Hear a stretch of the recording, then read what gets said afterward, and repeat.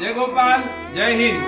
आज જ્યારે આખા વિશ્વની અંદર જ્યારે ભારત પાકિસ્તાન ઉપર હુમલો કરી રહ્યું છે અને પહેલગામની અંદર જે આતંકી હુમલો થયો હતો એનો જડબાતોડ જવાબ આપવામાં આવી રહ્યો છે, જાતિ પૂછીને જે હુમલો થયો હતો એને જાતિ બતાવવાનો હવે સમય આવ્યો છે, ત્યારે આજ ભારતીય સૈન્યએ પાકિસ્તાન ઉપર હુમલો કર્યો છે અને અમે સર્વ એના સમર્થનમાં સાથે છીએ। દેશ માટે જ્યારે પણ જે કાંઈ જરૂર પડશે એના માટે હર હંમેશ અમે હાજર રહીશું। જ્યારે આ દેશના સૈનિકો એ કા વિજય થવું અને કા વીર ગતિને પ્રાપ્ત થવું આમ કહેવા કમર કસીને નીકળી ગયા છે, ત્યારે સર્વ એમની સાથે છે। જ્યારે પણ દેશને આ આર્મીને જ્યારે જરૂર પડશે ત્યારે સર્વેશ્વર ગૌધામના હરેક સેવકો મરું કા મારું એ નીતિ સાથે જ્યારે તૈયાર છે, ત્યારે પાકિસ્તાનને એક જ વાત કહેવા ઈચ્છીશ કે હવે જો યુદ્ધ થયું છે, છેડાઈ ગયું છે, ત્યારે પાकिस्तान अब कान खोलकर सुन ले, अब जंग छिड़ी तो सुन ले, नामो निशान नहीं होगा, कश्मीर तो होगा लेकिन पाकिस्तान नहीं होगा, कश्मीर तो होगा लेकिन पाकिस्तान नहीं होगा।